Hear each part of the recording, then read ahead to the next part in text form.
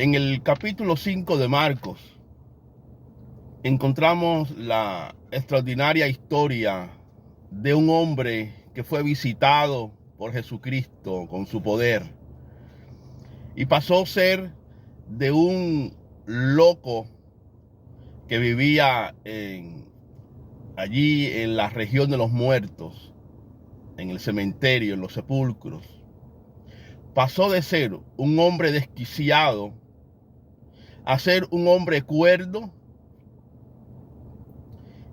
y alguien sirviendo al Señor. Es un gran cambio. Es un gran cambio. Este tipo de cambio solamente lo puede realizar una sola persona. No es la ciencia, no es un profesional determinado, no es una especie de suerte en la vida, ni nada parecido.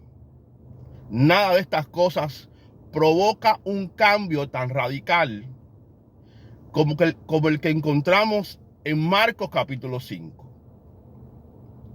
La historia narrada allí empieza con un hombre sin esperanza y sin Dios. Un hombre poseído por el diablo, esclavizado espiritualmente, fuera de sus cabales. Pero el día que se encontró con Jesús, el día que Jesús obró a su favor, su vida cambió. Quiero que prestemos atención en algo. Si no has leído recientemente el pasaje, te sugiero que lo hagas y te percates de esto. ¿Cómo operó el cambio? ¿Cuál fue el medio que usó el Señor tanto para libertar, salvar y cambiar a este hombre,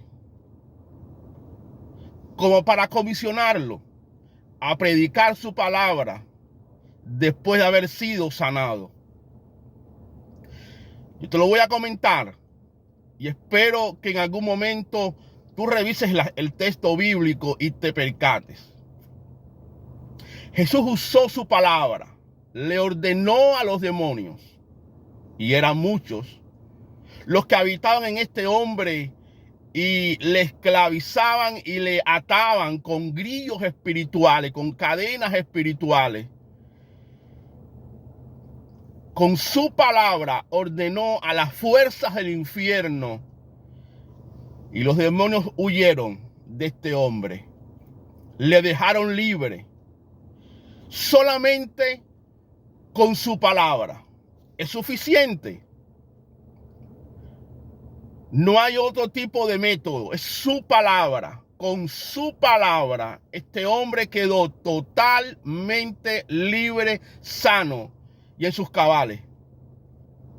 Pero aún después de este dramático cambio, este hombre quería seguir a Jesús, estar cerca de él, y Jesús lo comisiona y se lo impide y le dice, no, ahora ve a los tuyos, le dice, le ordena, le habla y le dice, ve a los tuyos y cuenta lo que Dios ha hecho contigo, cuenta sus misericordias para con tu vida.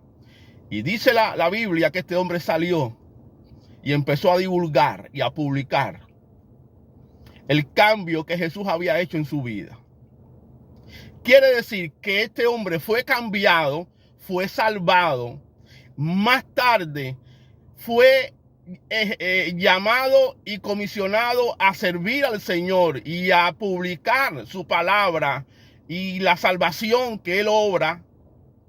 Y todo esto fue gracias a la palabra.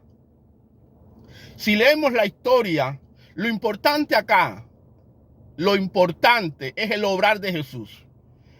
El obrar de Jesús en la salvación y en el ministerio. Detrás de todo proceso, o del proceso de la salvación y del proceso del ministerio, del llamado y de la comisión del Señor a nuestras vidas y de enviarnos a hacer su palabra y a trabajar para Él, opera la palabra. Por tanto, la palabra de Dios tiene un lugar insustituible. No podemos sustituir la palabra por nada. No hay ingenio humano, no hay método humano, no hay fórmula humana, no hay otra cosa que pueda ponerse por delante de la palabra. Por tanto, tenemos que recuperar la confianza en que la palabra por sí misma tiene poder para salvar el corazón humano y para llamar a un hombre o a una mujer al ministerio y enviarlos a predicar y hacer la obra que Dios nos encomienda. Tenemos que recuperar esa convicción y esa confianza en que la palabra de Dios es suficiente para hacer estas cosas. No podemos inventarnos metodología. Cada vez que el hombre lo ha hecho, ha fracasado.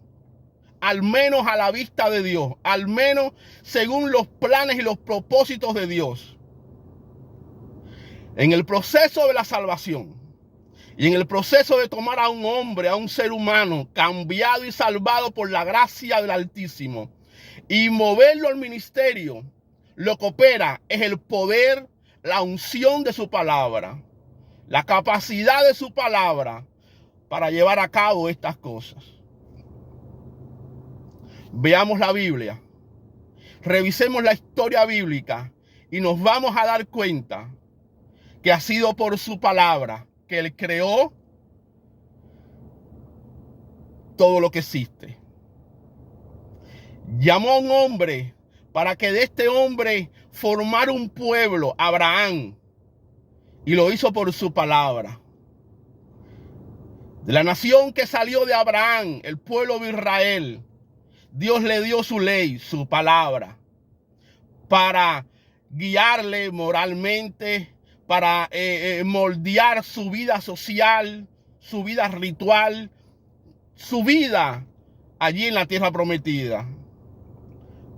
Miremos a los profetas, en la época de los profetas, ¿qué usaron ellos para hacerle entender a su generación que estaban caminando de forma incorrecta y no afín al pacto que Dios tenía con su nación, con su pueblo? La palabra. Anunciaron su palabra, declararon su palabra. Todo esto nos anunciaba de antemano que Dios iba a enviar su palabra al mundo para ejecutar la salvación.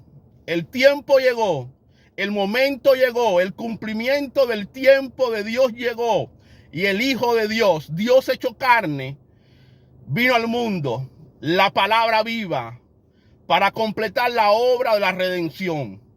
Si sigues la historia, te das cuenta que una vez que Dios llama a los suyos, se inaugura la era de la iglesia, a la iglesia se le encomendó una palabra, un mensaje de salvación, porque es por su palabra.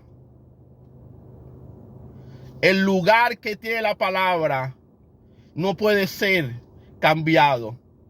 Tenemos que confiar más en que la palabra de Dios es suficiente para salvar y para llamar y capacitar al ministerio a los seres humanos. Dios te bendiga. Piensa en esto que te estoy diciendo. Revisa el pasaje bíblico y date cuenta que lo maravilloso allí es como Jesús con su palabra ordenó a las fuerzas del infierno salir del ser humano, del que cuenta la historia, y a la orden de su palabra. No hay poder del infierno, no hay demonio y no hay nada que se pueda resistir. Cuando Dios habla, se cumple. Y cuando Dios comisionó a este hombre salvado, este hombre salió a predicar el evangelio. Volvamos a recuperar la confianza en la palabra, porque ella es poder de Dios para salvación a todo aquel que cree. Dios te bendiga.